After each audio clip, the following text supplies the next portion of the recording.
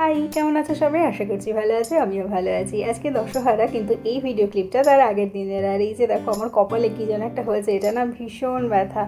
তো আজকে সকালবেলা বোন ছাতু শরবত করে দিয়েছিল, তো সেটা খেয়েই আজকে আমার দিনটা শুরু করলাম। আর তোমাদেরকে আগেও আমি ভিডিওতে বলেছি যে আমার বোন ভীষণ গাছ ভালোবাসে। তো এই যে দেখো টেবিলে রাখার জন্য এইটা তৈরি করেছে, আমার এটা ভীষণ ভালো লেগেছে। দেখো জারটা এইভাবে রেডি করেছে, আর দেখো গাছের শিকড়গুলোও কিন্তু বেরিয়ে এসছে। কি সুন্দর লাগছে না? দারুণ হয়েছে। আর তারপর স্নান সেরে পুজো করে নিলাম।